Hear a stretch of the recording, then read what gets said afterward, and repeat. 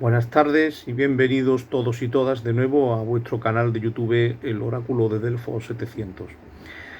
Hace dos vídeos presentábamos la teoría platónica de la política, bueno, una aproximación muy resumida de las principales ideas de Platón sobre la cuestión política, pero lo centramos básicamente en la crítica que Platón hacía a la democracia y en su propuesta alternativa de una aristocracia, entendiendo por aristocracia el gobierno de los mejores.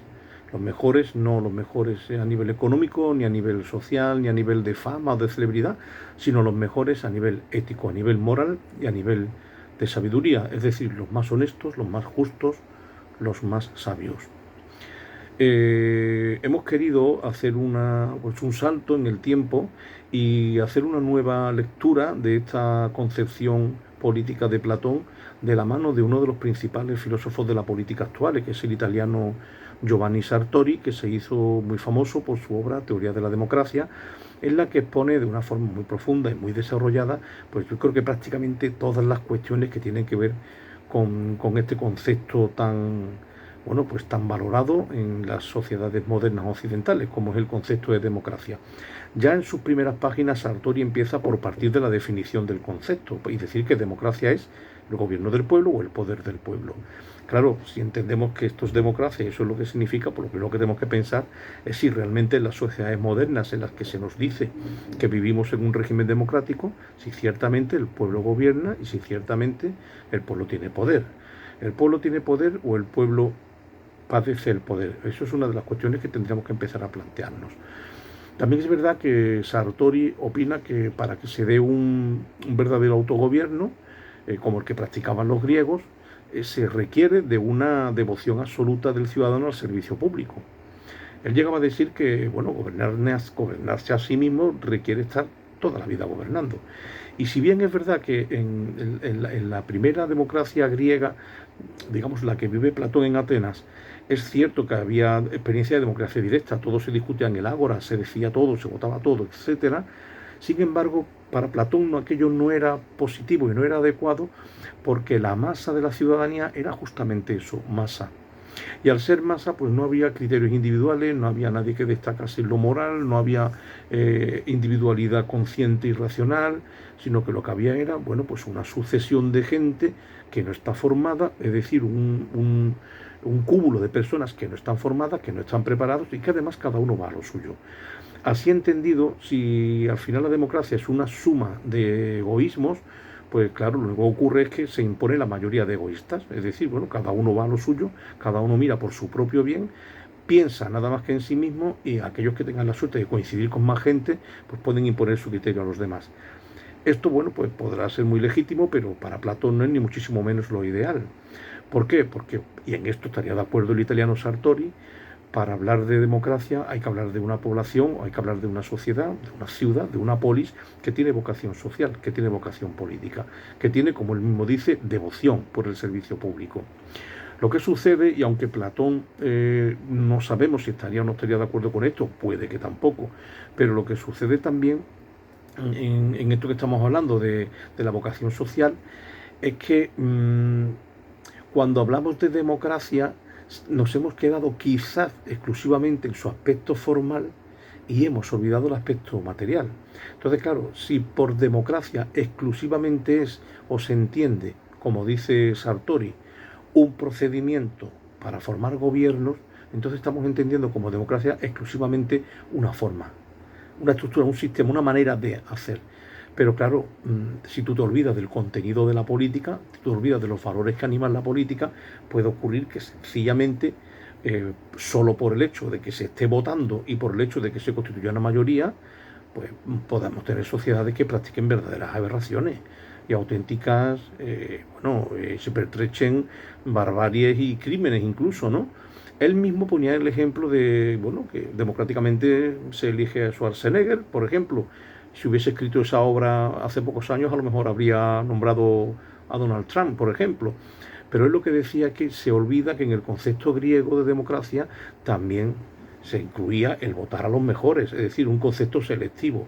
No votar por votar, sino votar siempre siguiendo la aspiración a lo mejor, a lo más perfecto.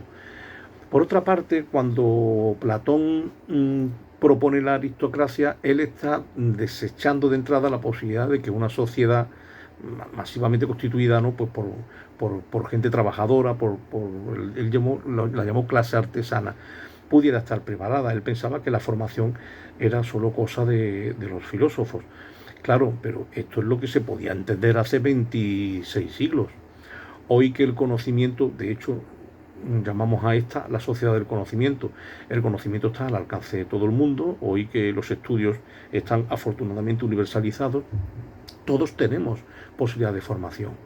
Y aquello que Platón exigía para sus gobernantes, es decir, una preparación que era el resultado y el fruto de un largo camino de estudio y de esfuerzo, debería ser exigible hoy también a nuestros políticos.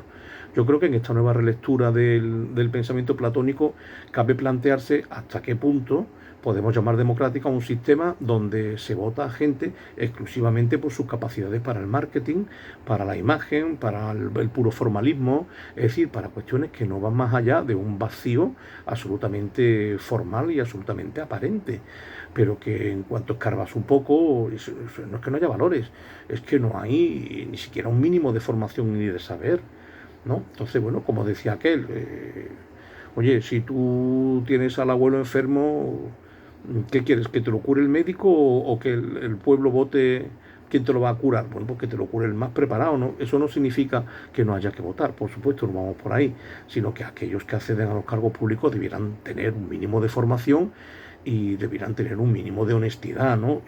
Porque ya si hablamos de la vocación de servicio al público y de la vocación de desprendimiento que Platón le exigía a los filósofos, que no podían tener, como dijimos en otro vídeo, ni propiedad privada, ni familia siquiera, pues entonces ya ni hablamos, ¿no? Por otra parte, y con esto vamos a ir terminando este vídeo, también Sartori dice en Teoría de la Democracia que para que un sistema pueda ser considerado realmente democrático, tiene que estar basado en la opinión pública. ¿Por qué? Porque si democracia es el poder del pueblo y el gobierno del pueblo, si la opinión del pueblo no cuenta para nada, entonces esto, por mucho que lo disfracemos de elecciones libres, será cualquier cosa menos una democracia. Porque sin opinión pública, que sea la que decide, no hay régimen democrático. Pero él analizaba que por opinión pública se pueden entender dos cosas. Una, que es la correcta, la adecuada, la que verdaderamente fundamenta y da base a la democracia auténtica, a la democracia real, y otra que es falsa, que es inadecuada y que es la que nos pueden colar, ¿no?, como te cuelan la bacalaílla en la merluza. Es decir, porque por opinión pública, dice Sartori, podemos entender o bien la opinión que el pueblo se ha formado por sí mismo de la cuestión política para tomar decisiones libres y conscientes. Esta tendría que ser la acepción correcta del término opinión pública, o bien, segundo significado, una opinión que ha sido diseminada por el público. Sartori dice que cuando la opinión pública es lo segundo, entonces la democracia pierde su esencia, deja de ser democrática. ¿Por qué? Porque la opinión pública no es la opinión del pueblo, es una opinión que se ha transmitido por los distintos puntos de correas de transmisión de los intereses del sistema, básicamente los más media. Hoy día hay más instrumentos, muchos más instrumentos, pero cuando el sistema, pues desde las universidades, desde los colegios, desde los medios de comunicación, desde Internet, desde la mismísima industria del cine y del entertainment, de la música, etcétera, transmite permanentemente sus valores y sus intereses, pues al final parece efectivamente que el pueblo es el que está opinando, pero el pueblo está siendo sencillamente víctima de una manipulación a gran escala en la que está pensando lo que al sistema le interesa. Para que la democracia fuese real, por tanto, tenían que darse esos dos pilares.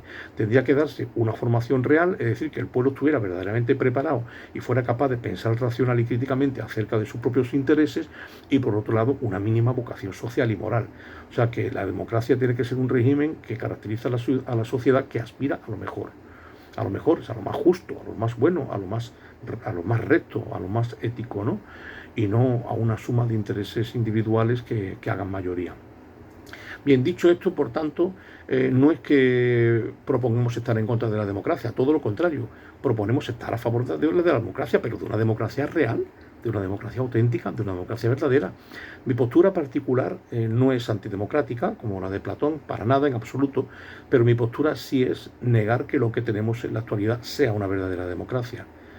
Yo modestamente opino que lo que hoy domina nuestro mundo es una oligarquía, es decir, un gobierno del poder financiero, de los mercados financieros, y que lo que llamamos democracia es una especie como de, bueno, de gran performance en la que la opinión que ha sido diseminada entre el público pues elige siempre opciones que son perfectamente compatibles con la estructura político-económica que mantiene el sistema oligárquico, que mantienen los grandes mercados financieros de este sistema llamado capitalismo neoliberal. Cuando observamos a gente que vive cada vez peor votar opciones que van contra sus propios intereses, pues nos acordamos mucho de Sartori y de su crítica del falso concepto de la opinión pública. Por lo demás, para que una democracia sea auténtica tiene que aglutinar dos cuestiones básicas. Por un lado, elecciones libres, pero también por otro lado, respeto sagrado por los derechos humanos. Si no se da ninguna de estas dos cosas, si no se da la forma y el contenido, entonces la democracia es coja y la democracia no es auténtica, no es verdadera. No nos vale solo con que se vote, esa sería la forma, la democracia formal, si después no hay un mínimo de valores que alimenten la aspiración a lo mejor, una sociedad más humana, más racional, más justa y sobre todo más libre. Si los ciudadanos no somos más y mejores personas, si no somos más libres con la democracia, es que algo está fallando y no se está haciendo bien. Por eso, el respeto absoluto y el cumplimiento de los derechos humanos es una condición sine qua non para que podamos hablar de un régimen democrático. Sin eso no hay democracia. Puede haber apariencia de democracia, pero esta democracia no será más que un teatro. Bueno, pues lo dejamos aquí, seguiremos abriendo estos debates en el futuro y os damos las gracias de nuevo por vuestra paciencia. Si os ha gustado, os animamos a darle a me gusta y a compartirlo. Muchas gracias y buenas tardes.